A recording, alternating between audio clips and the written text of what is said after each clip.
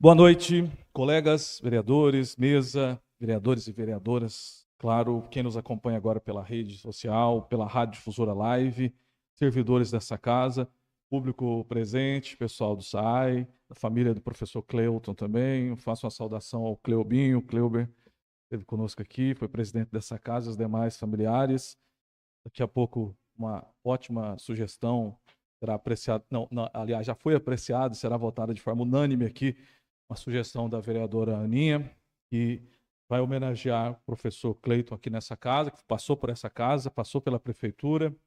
Essa casa que já homenageia também o doutor Evânio, esse plenário leva o nome dele, e vai homenagear agora o professor Cleuton, que em 2018, o vereador Melão estava aqui, eu também estava, nós demos também o nome da SEMEAI, professor Cleuton, foi uma indicação do colega Cleiton Neri, que foi aprovada de forma unânime aqui nessa casa, e mais uma vez, de forma unânime, com certeza, justiça homenagem ao professor.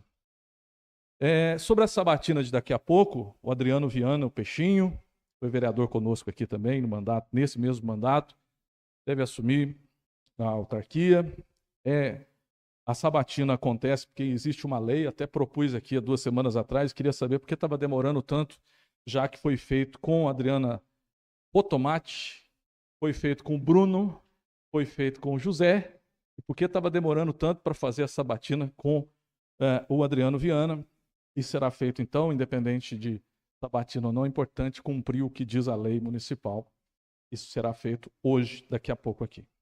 Sobre requerimentos, rapidamente com tempo menor, vou citar alguns aqui que eu fiz para a prefeitura responder. Um deles, eu estou pedindo o extrato bancário, razão contábil dos últimos 12 meses, da conta exclusiva e vinculadas, dessa exclusiva e outras vinculadas, e recursos que vieram para a reforma do Cristo Redentor. Estou especificando qual que é essa conta, quais são essas, né? Para a Prefeitura Municipal. O mesmo estou pedindo também em relação ao leilão de imóveis públicos que foi feito do Jardim América. Estou especificando aqui quais são, inclusive, quais são essas contas. Também estou fazendo o requerimento já aprovado pelos colegas sobre a questão dos ortopedistas profissionais de Machado. Quais são esses que estão atendendo pela secretaria, pelo município, onde eles estão, quais são. Também foi falado aqui que aguarda-se para fazer a poda e o corte de árvores que estão colocando moradores em risco na doutora Taíde Pereira de Souza, próxima à EPAMIG. Gostaria de saber se o município está em dia com a empresa do MUC, a empresa que faz a poda. Então, estou fazendo um pedido aqui para saber em relação se o município paga, se já pagou, ou se continua devendo uma quantia considerável para a empresa que é responsável por fazer esse tipo de serviço. Outros requerimentos foram feitos, o nosso tempo aqui,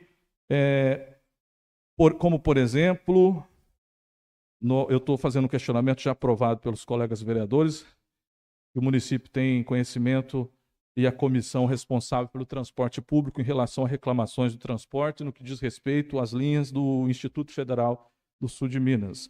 Sobre a FEMAGRO, a informação que se tem, extraoficial, é bom deixar claro, de forma extraoficial, é que o gasto com a festa deve superar a casa dos R$2,5 milhões de reais. Então, eu gostaria de saber se isso é verdade, se procede esse valor, de onde vai sair o recurso.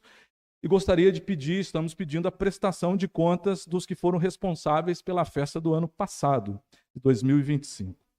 Ainda, pagamentos feitos, repasse para a Emater, chegou a fechar as portas semana retrasada, colocaram um recado lá, que estavam com as atividades paradas, depois, no mesmo dia, as atividades retornaram, no mesmo dia, inclusive. Então, gostaria de saber quanto o município deve de repasses para a Emater do ano passado, do dia 1º de janeiro do ano passado. E, por último, sobre o IPTU. Gostaria de perguntar sobre o IPTU. A população de Machado recebeu nos últimos dias o carnê do IPTU, contemplando apenas guia para pagamento de cota única.